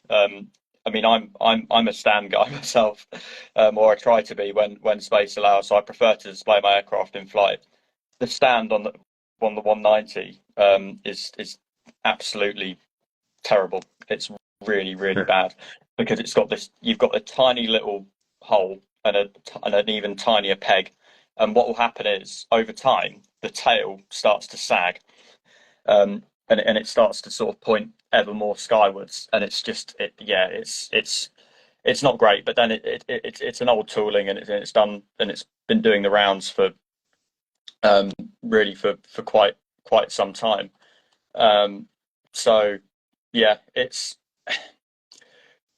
lovely aircraft, and again you've got his Otto Kittle's tally, which is just ridiculous, as many other Eastern Front aces were. So that would help sell it on, and yeah, I think it's great, but yeah, it does bode not too well for seeing a Dora, unfortunately. But they have to sort of go. It has to business decisions have to be made, don't they? And whether I think it will come, because I know probably Michael's a really big Luftwaffe yeah, fan, so I reckon massive. they will get it in, there. It's just a matter of more when than if, but maybe a couple of years time, because I know they talk about their 4-year plans and everything. But yeah, great to see an FW 190 of any um, variant in the range, I think. So yeah, well done, Corgi. Yeah, completely agree. Look, echo what you guys have said. I think, brilliant ace, brilliant story, lovely eye-catching scheme. Obviously, builds into the theme that the other six, I believe it's six Eastern Front or Strike East aircraft, isn't it? It was the two Messerschmitts, Heinkel, Ju-52, Ju-88, Stuka, and ME 110. So that's seven actually. So it would be the eighth then, wouldn't it? That's Yeah, right. definitely. That'd be the eighth, yeah. So only a Dornier and potentially an ME 410 missing, and a whole host of Russian stuff. So, which I just can't see Corky doing, in all fairness. But I think they've nailed it. Absolutely nailed it. Like I said, great to see it back. It means that they again are utilising everything they've got, and getting variety, the spice of life, and all that. Just a couple of comments to pick up on. Mitchell has said, "I think we'll see another B26 this year." I think you're right. I hope it's a midway version. I just love that early scheme. Something that's very eye-catching as well. But those not an area they've. I mean, I guess technically they could sort of tie it into the Pearl Harbor stuff that was released. Also says he doesn't collect Eastern Front but can see the appeal. He said 9 for me, which is I think a fair score. And Jamie's touched upon it. It's the summer scheme, being the all green version, so they've not got to put big poo smudges on it, which I guess is probably a bonus when it comes to mass producing sort of weathering, as they proved it's a very, very difficult thing to do. So, yeah, look, again, just like I said, just to reiterate, I think you've nailed it. A massive ace. No, David touched upon that during the video and said, look, we cannot believe in all these years that nobody's done Otto Kittel. And I think that says it all, really. And I guess that's sometimes simplification is the way to go, because the most obvious stuff is what people really want, I guess. So, lads, Jamie's scored it 11 out of 10. That isn't possible, Jamie, unfortunately. Not on this scale. I mean, So back to Matt. Matt, do you want to score this out of 10? I'll give it a 9. Yeah.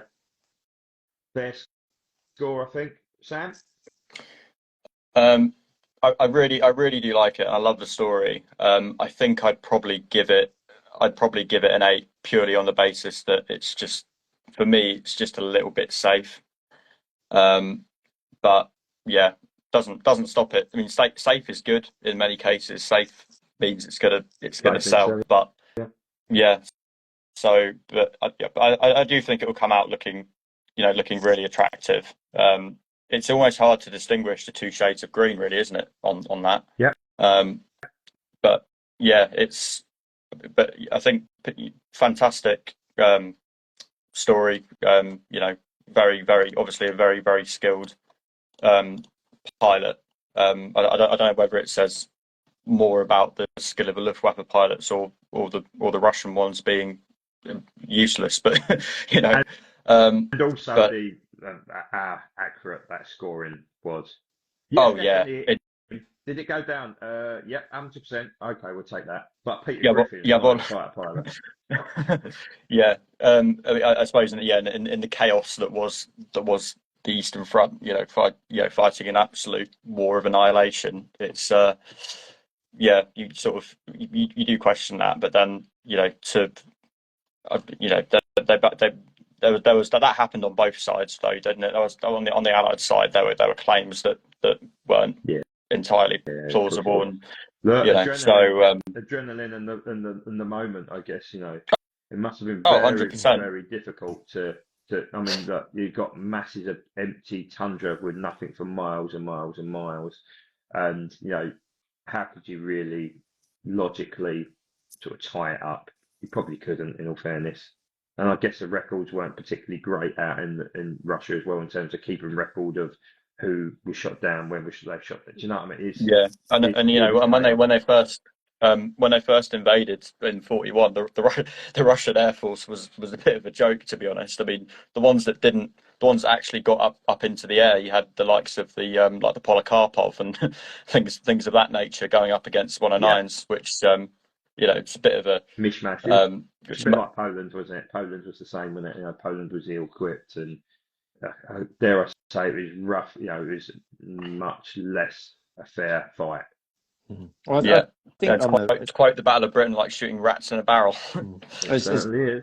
As Jamie said in the comment, it's just the quantity of pilots that the Russians, the quantity of the Russians put up in the air, that they just had that many to shoot down, because ultimately the German pilots didn't rotate out the line. They were just there pretty much. They didn't become tour expired. They were just there the whole time. So they flew until they got shot down. And if they were up every time, then they were just shooting amphetamines and stuff like that to keep them going, and speed, and God knows what other narcotics Hitler and his boys were putting them through as well. So they just kept going. They were just literally machines in machines, if that makes sense. Mm-hmm. Mm-hmm. So a couple of bits to add in that. Nice to see a different contribution from Northern Ohio Diecast has scored this at 9.5. Also added that the Luftwaffe was very skilled, and of course Russia was huge. And of course, he's also added that mass production is what stopped Hitler, which sort of does make sense. So yeah, Jamie's added obviously the vast quantities of poorly trained Russian pilots, and of course similar to the Marianas Turkey shoot, where it literally, I guess, rats in a barrel was probably the best terminology to use there, Sam. So I'll give it a good, I feel like I've scored everything really highly, but I guess I'll elaborate a little bit more on that. But for me, it's a 9. It's a sellout, an absolute sell-through. I can't see this hanging around. I don't know what the run is going to be yet, but if it's 1,000, it will sell. If it's 800, it will definitely sell. I think this is an instant classic. I think it's, again, like the other 4, and pretty much like every bit of Corgi at the moment, it does rely, I wouldn't say heavily on factory nailing it, because as we've proved with the Beaufighter, regardless of the history of the scheme, sometimes it sells through. So look, brilliant release, an area that they seem to be doing, focusing a lot on. You can tell that Michael has pushed this one with his love affair for all things Luftwaffe. a great release in my eyes. So that's all 5 of them covered. I'd love to see whoever's still watching, who hasn't fallen asleep yet, if you want to put an overall catalogue score into the bits below. The bit I sort of really want to touch upon is over on the forums and on the page on Facebook. There's been a huge amount of negativity around it, and I sort of want to add a little bit to that. So I don't want to be seen as a Corgi fanboy, but clearly I am, because having a huge collection of aircraft, they're UK based, they're the company that's got me into loving diecast modelling. I don't want to be a fanboy and go, oh, it's 9 out of 10, 9 out of 10, 10 out of 10, stuff like that. The reason I'm grading it the way I'm doing it is not just because I like the scheme, but also the sellability for the business. So for those who don't know, Hornby have now been taken over again by Fraser Group. So Mike Ashley, the guy who used to run Newcastle. And I imagine they've gone through a number of cutbacks, which I can see. And Hornby as a group aren't exactly nailing it. So I think if you look at what they've produced from this catalogue, is it safe? Yes. Is it a bit minimalistic? Possibly.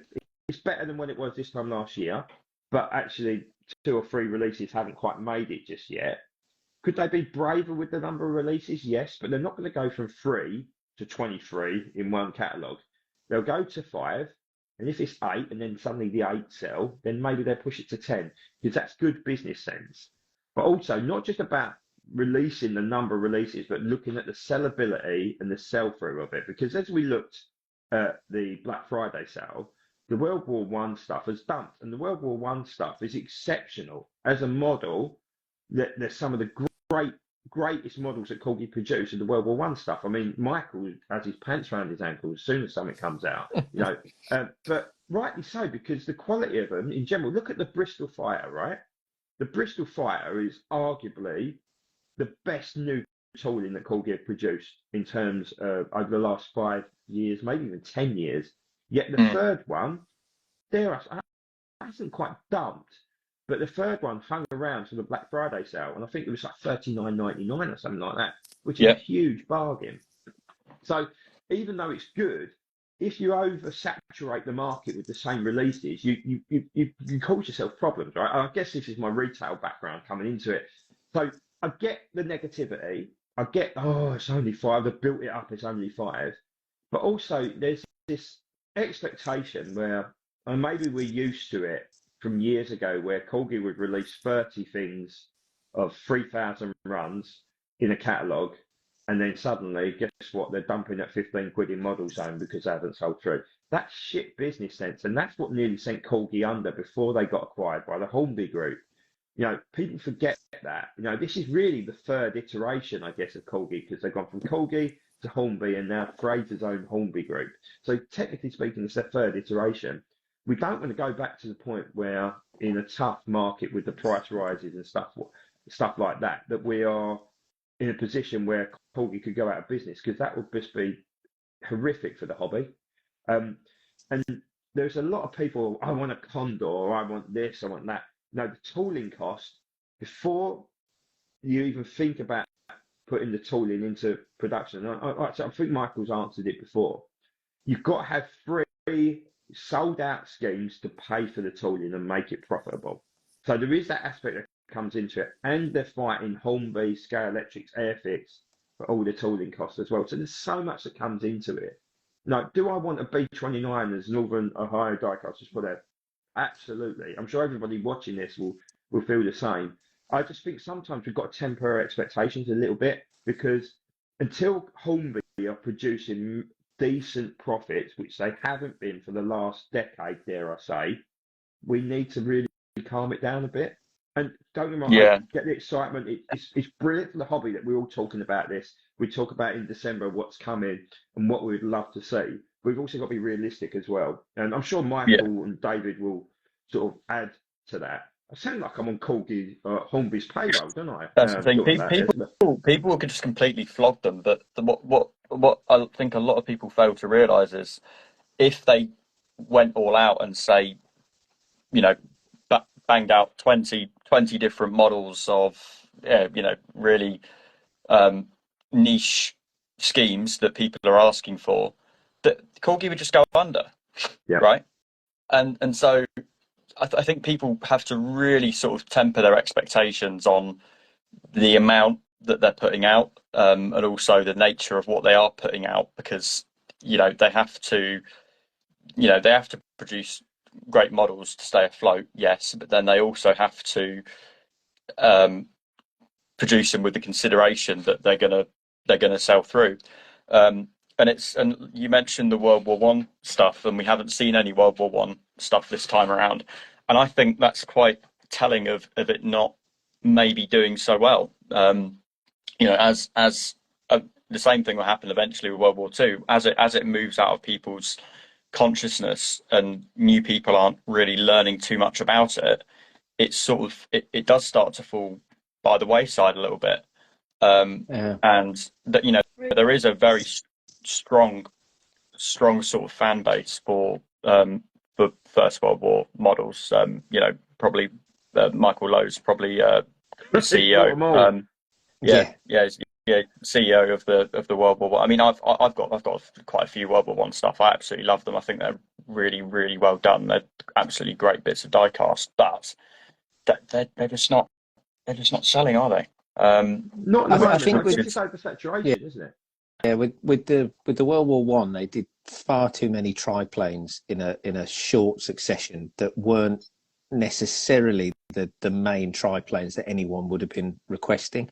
I think they did some of the ones that were involved in the shoot down of Richthofen. Like they did, I think they did his cousin, and then they did a couple of other ones which weren't necessarily pet cats playing. Yeah, exactly. I think one of the obvious ones, and Michael's probably screaming it at the screen now if he's watching, or will be on the recording, is a Werner Voss one. That's one of the next aces that is there. There was nothing special about some of the other ones. I think And then the Bristol. Sorry, Matt. I think he showed a Hallmark version, didn't he, of Werner Voss? I think, and he said it goes like with it, 300 quid or something like that. I think it was Werner Voss. I might be wrong. yeah, it's got that slightly yellowy nose or something. But but Voss was the one who went down against McCudden in like 1-7 or something, and he flew the absolute arse off the triplane and was just, he's iconic as an ace. And then, as you mentioned, the Bristol Fighter, the first two were really good, and they were both Italian front. And then they've done a third one, which is like a Middle East scheme, which looks really cool. It's lovely, but it's a bit niche, and yet they still haven't done the highest scoring Bristol Fighter ace. So it's kind of like, all right, it's going to be a Western Front brown one, but maybe that would appeal more to the collecting base of it. So I think the World War One's got a basis if there's a bit more interest in the actual aircraft and the pilot. It's really got to marry up. Though having said that, the last two look really cool, but I think the last Albatross has maybe got an error on the top of the fuselage, I'm hearing. So that'd be a shame. That hasn't been released yet, is it? The last Albatross, the most complex printed one that they wanted. Some people, I saw on the forum, somebody's got one, and the diamonds on the top don't line up or something. Whether that's just theirs or whether it's an error in the rest of them, I don't know. Yeah, I've got the one before that, the Stowe Marie's example with the Edelweiss flower on it. That's awesome. I got that. Really cool. That is absolutely brilliant model. It's one of my favourites.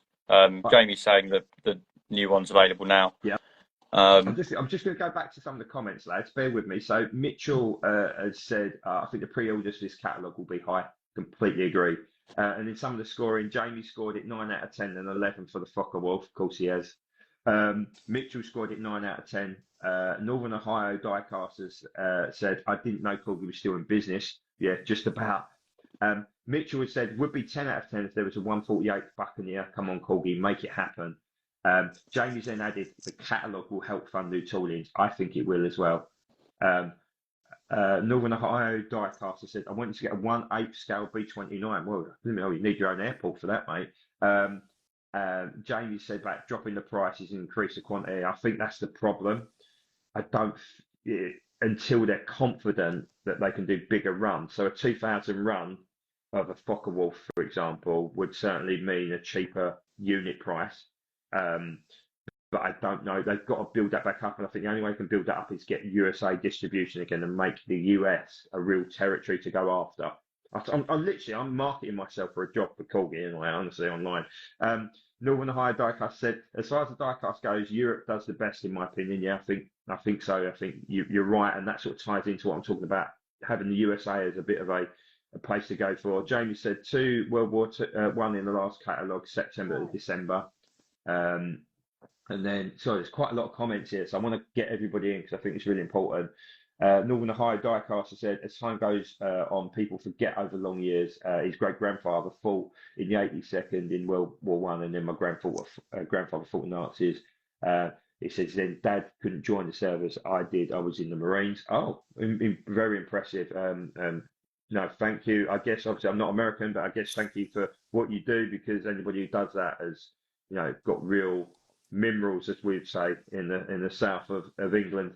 And Jamie's obviously added that the Albatross is available now. And I think that will be a surefire seller. I think that will buck the trend personally. I think it looks incredibly sexy.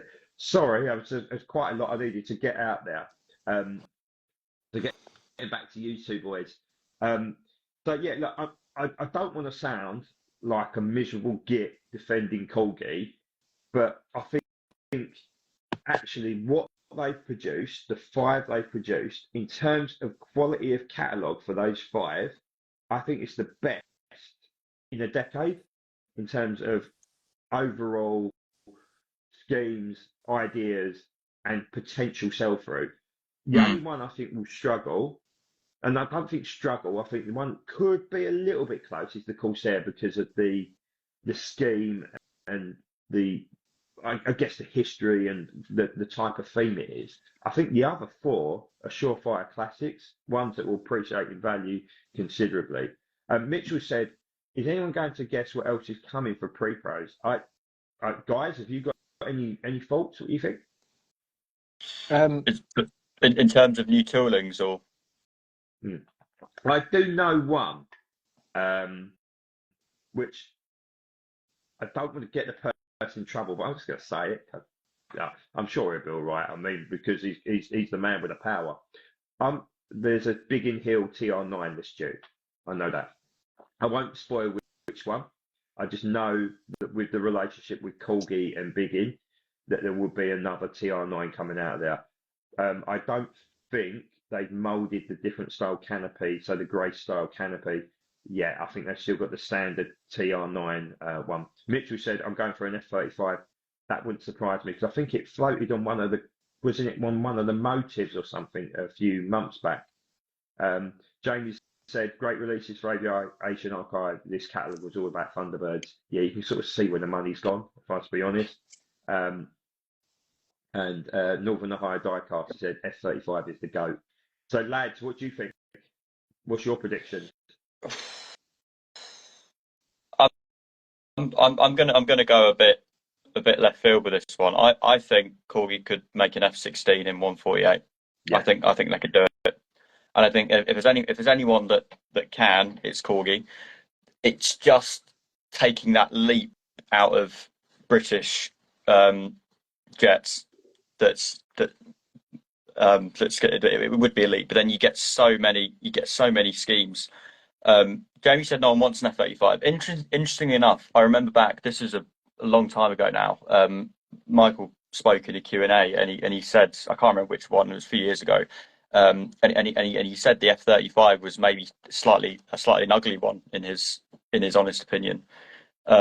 So I mean, I can see exactly where he's coming from.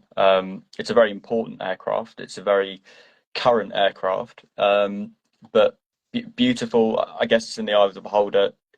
I don't really that. Yeah, especially I think the C model with the larger wings. I think that looks okay. The other two, the F-35A and the F-35B, I think they look hideous. I'm sorry, I have to agree with him.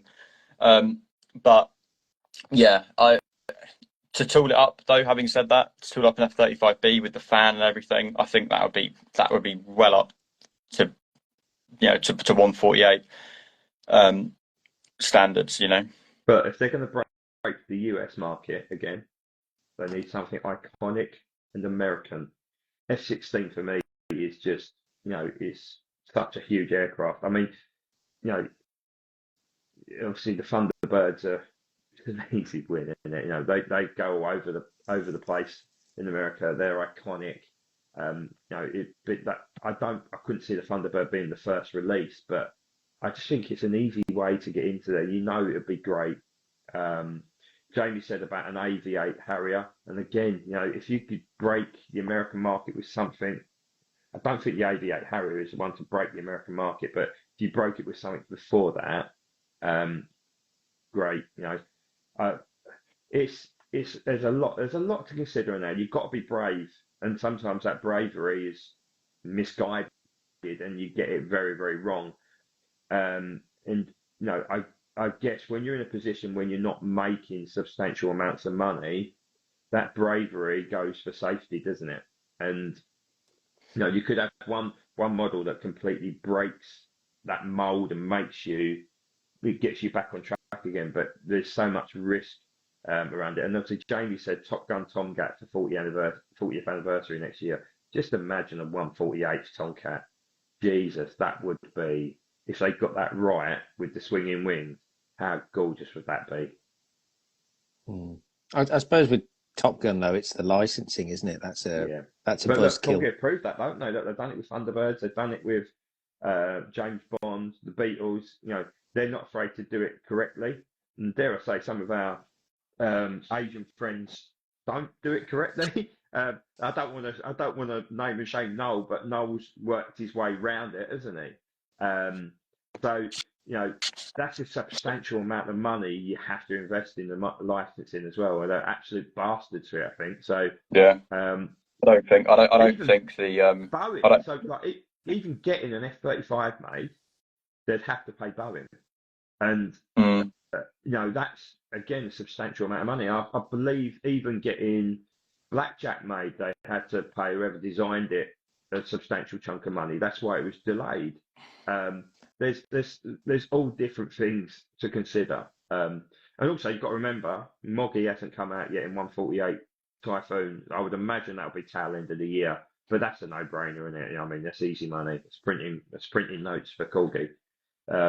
Blackjack has flown off the shelves, hasn't it? And it's been really well received, the execution side of things as well. So.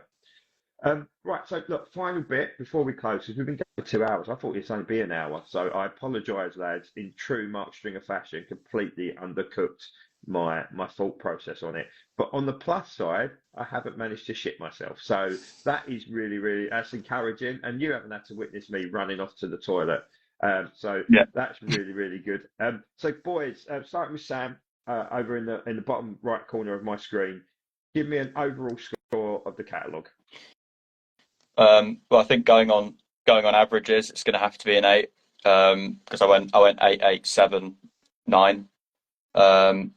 So yeah, I think it's a really solid 8 for me. I think it's the best catalogue.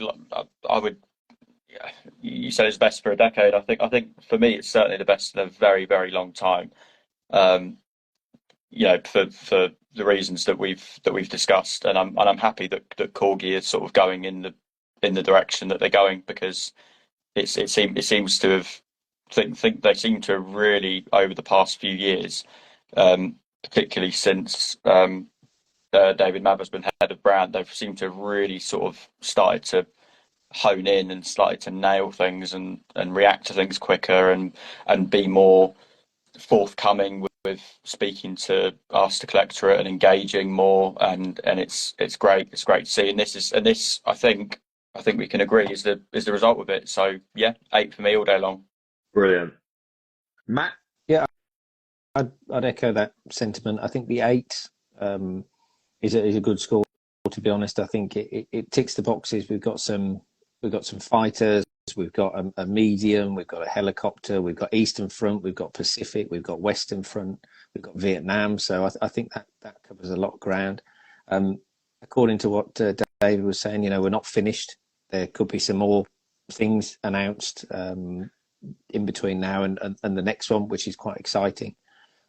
So yeah, I think that's good progress. Really, everything on there should sell, as you say. I think the tooling, I was just going to say, the one that I think could make an appearance on the basis of their success at the Mark 9 is maybe a Mark 5. I think with the amount of schemes, and potential to maybe put it into numerous different liveries across various different theatres, I think a Mark 5 Spitfire would be a no-brainer to retool and come out, I think. So that's put my hat in the ring. And I always have to say this, a new tool Lancaster. And that's just my bread and butter to ask for. It's bread and butter for them, isn't it? So look, before I do my little final summary, if anybody's got anything they want to put in the comments section in terms of what they think may well be coming up soon, please do. Just sort of adding on to the new tooling bit, I was convinced in December that the new tooling would be an ME109F. Mm-hmm. After seeing the Focke-Wulf turn up and in Strike E scheme, I think we're going to get an ME109F. I think it hasn't been announced yet because I think they're finalising it. It would not even surprise me that comes out before the ME410 because I think it'll be easier. Would you not think that's too similar to the G though? Do you think? No, I think there's more. I think it's just from what Michael said on the thingy. You want to if you want to complete your Messerschmitt family, you've got the Emil, you've got the Gustav, you've got the ME110, you've now got the 410. The only logical ones now waiting are the 210 and the F. Mm. So I think an F in Eastern European front or an F Marseille Desert. Yeah, and the thing is, the G is it's an absolutely fantastic tooling, isn't it? It is, and also just to tie in with that, we are due to see an engine running ME109F brake cover at Sywell pretty promptly. It's ready. It was nearly there last summer, so I would imagine it will be the next few weeks. You'll see that coming out. It'd be very interesting if the delay was because they're going to coincide it when it breaks cover. That would make logic, especially if you've just done Jersey Jerk at the same place. I'm tying all this together. This is only speculation, but if you want to be clever about it, release an aerodrome on the same day or a diecast diaries on the same day. It just makes complete sense, doesn't it? So look, I'll give my opinion on the catalogue because we're approaching 2 hours, and I'm sure people want to get to bed. I'm going to go for a stonking 9 out of 10 for this. Sort of echo again what you guys have said. I think it's a stunning catalogue. Sorry, my video pulls there as I'm running low on battery. That shows you how much we talked. I think the 5 releases are all very, very strong releases. Like I said, the only question mark is the Corsair, whether it will completely sell through, but I'm confident that it will because it's a great scheme. Would I have liked 8? Absolutely. That sets us up for sets a strong precedent for releases. But we have been hinted that there are more, and when I say more, there isn't one more. It sounds like there's 2 or 3 more, and that's really, really good to hear. And it also says to me that their quality control is getting better because they're not rushing it out and then having to worry about, either delivering it later in the year or because one thing they've really got good at is producing the models within the timeframes they set. Now, of course, there's a few little hiccups here and there, but they've done really, really, really well on that. Look, I'm really excited for what's coming down the line. Obviously, I need to still pick up a call with Michael. He wanted to try and ring me the other day, but when he was at HQ, but he just didn't get a chance. So he's been running off his feet. Look, really, really tough to see. I'm going to definitely 4 of the 5 are coming into my collection. The 4 World War II ones. I might even impress Christian and buy the Sea King, but I'll see. I don't want to sell myself too short at the moment. Look, really, really good.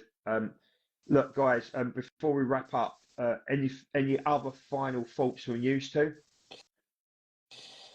No, I think if Corgi continue you know, when the new one comes out in April, if they if they how do I phrase this?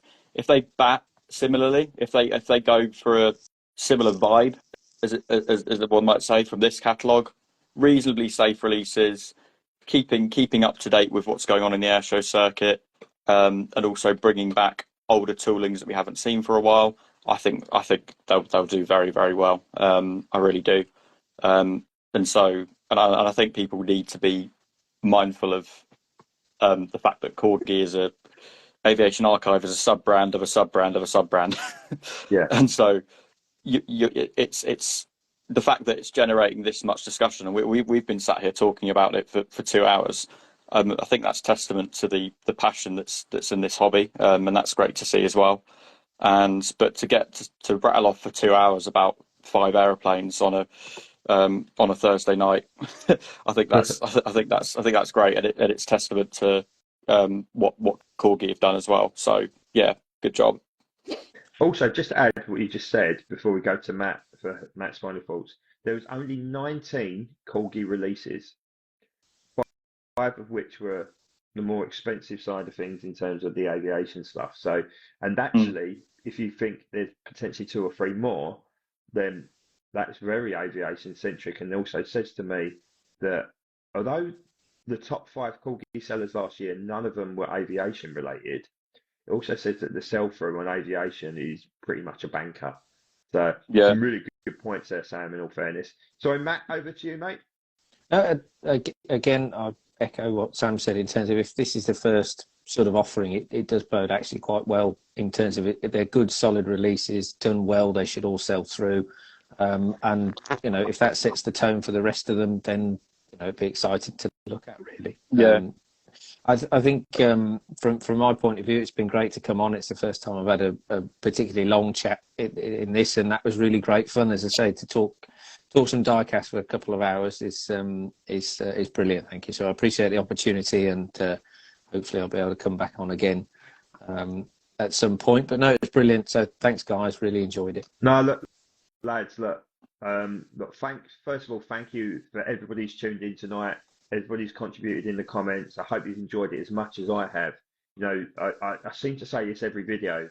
It's lovely to talk to people who are in the same hobby, are really passionate, and also, you know, really passionate about this brand that I guess, you know, for those who have followed this page from the very early days, we were Corgi diecast collectors club or whatever the hell it was, I forget. And it is something that I set up initially to just showcase my collection. Then Dan joined, and you know, a whole group of people come. But it's lovely to chat about something big boys' toys in reality, isn't it? And look, massive thanks to Sam and Matt.